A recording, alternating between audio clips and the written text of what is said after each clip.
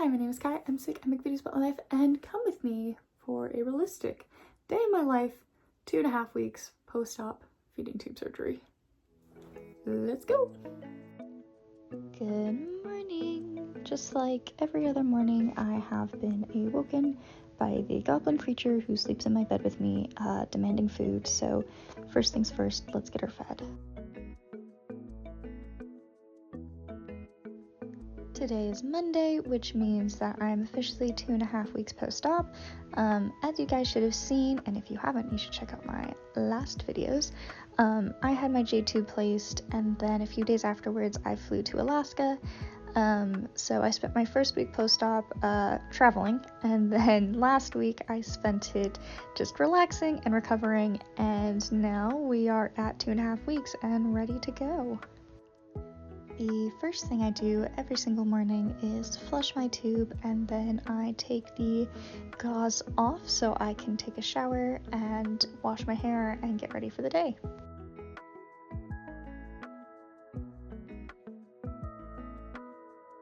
Because I have EDS, my skin is really stretchy, and that has been giving me a few issues with my tube, because I don't have a profile tube yet and it's still this long, heavy dangler tube.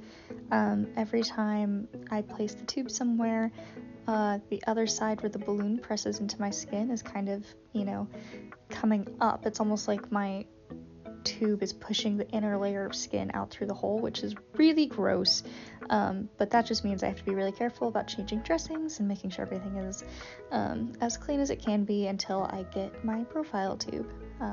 So obviously I will use gauze that I cut in half, but I also have a lot of tubey pads that I've gotten from Etsy, along with tubey clips, because I have an allergic reaction to tape, so I just secure it with the clips instead of tape. And this is me doing heel raises while I brush my teeth. This one I can explain. So after being sick and being just so dehydrated and malnourished for so many years, I have been trying to incorporate little ways to move my body and build up some more muscle now that my body can actually sustain it.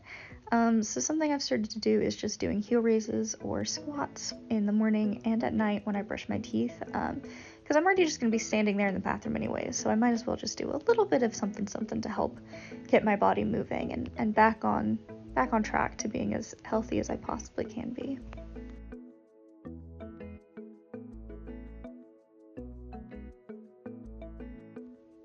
I will say, I think the hardest thing since feeding tube surgery has actually been picking and wearing clothes.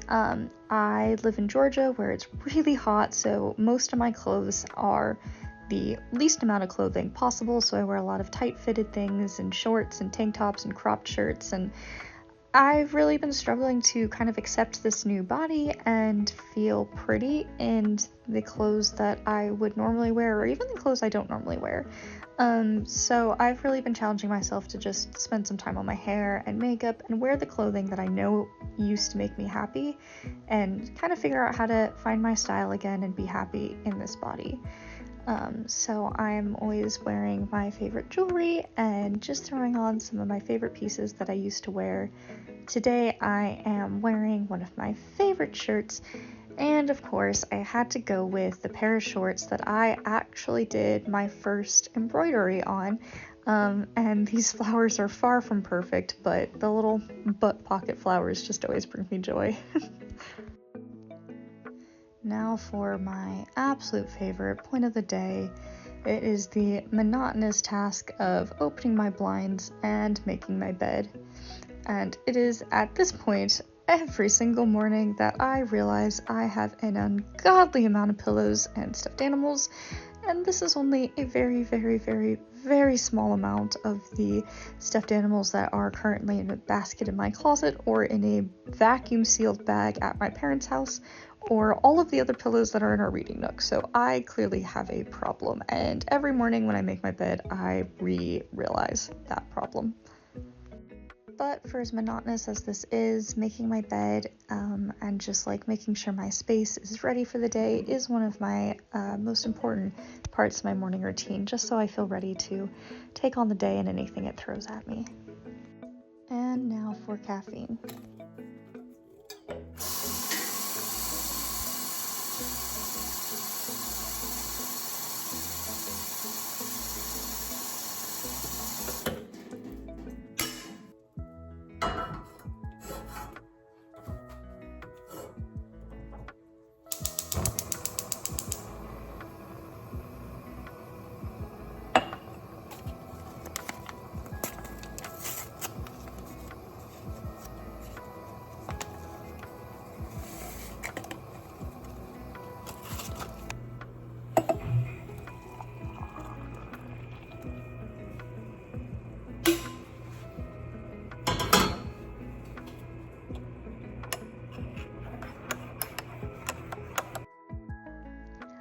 work from home for the Leukemia Lymphoma Society, and being able to work from home has been such a wonderful asset in terms of feeding tube recovery, because I've been able to keep working.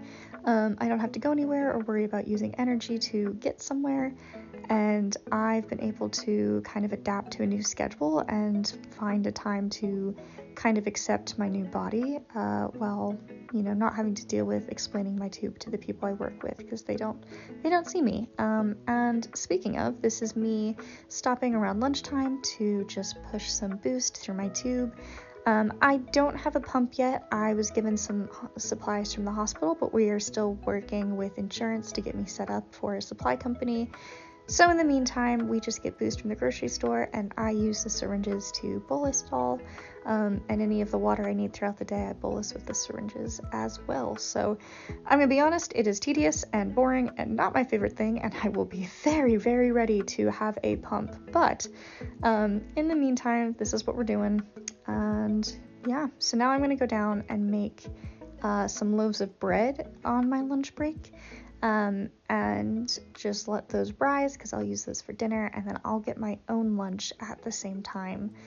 And I didn't actually finish running the boost drink through my tube because I just can't put that much liquid into my body at one time. So I don't flush my tube immediately, because I go back pretty quickly and put the rest through most days. So I really just kind of let it sit there for a little bit while I go make my actual lunch that I eat with my mouth, which today has been a salad. And salad is one of the foods that I wasn't really able to eat until after getting a feeding tube and knowing I have a reliable source of nutrition, so I can kind of eat foods that might trigger issues with my colon, just knowing that I have nutrition even if it does trigger an issue.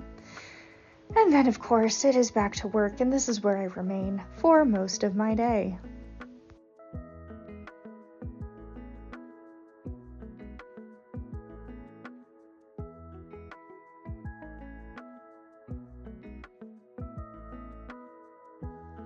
When I'm finally freed from desk prison, I'm going back downstairs to check those loaves of bread that we left to rise, and they look phenomenal. So we are going to go ahead and put them in the pan, cut them up, and let them rise for a few more minutes before I pop those bad boys in the oven.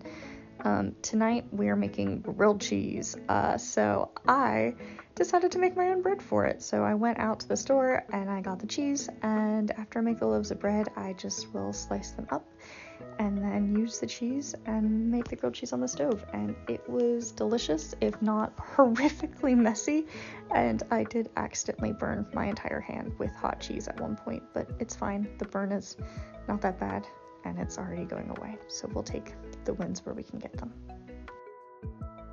Side note, we are using Gouda and Gruyere, and I would 100% recommend that combo to anybody. Delicious. We're pausing this very riveting grilled cheese making footage for an interlude of dancing by my roommate, who didn't fully realize I was filming and then took it and ran and didn't stop. And just look at how good that was. Glass of wine, watching 911, homemade bread, grilled cheese. It was a pretty good day, if I do say so myself. Oh, and Lexi impulsively decided to stick and poke a dragon tattoo on her leg. And that's her dog, Nico, who very much so wants the grilled cheese. Then we go for a little walk with the little dog, and usually we go about a mile, which is something that I never got to do beforehand, and now I get to be excited about the fireflies we see on our evening walks, because I have the energy to go do it.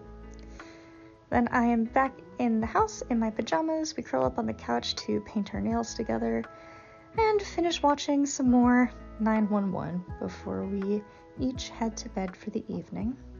Oh, and I had to show you guys my nails because I did them purple, and I love this color. Oh, and you can't forget the nighttime meds. That's important.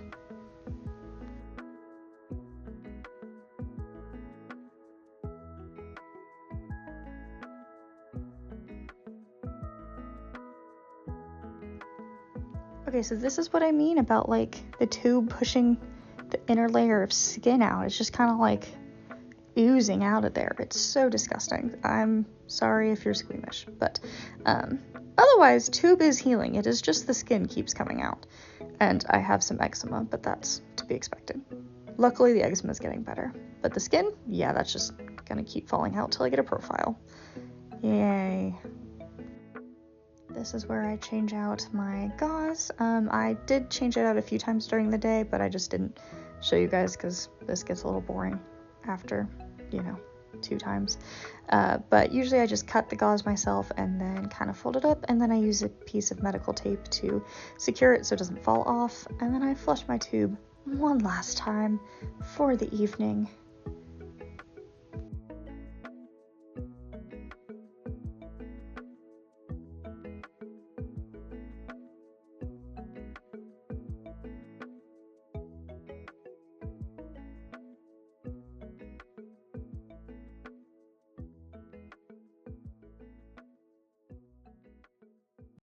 You thought I was kidding about doing the heel raises and squats? Think again, I genuinely do them twice a day. And then I just have to clean my face and get all nice and cozy in bed. And then that's all. Thank you guys so much for watching, and as always, much love. Bye!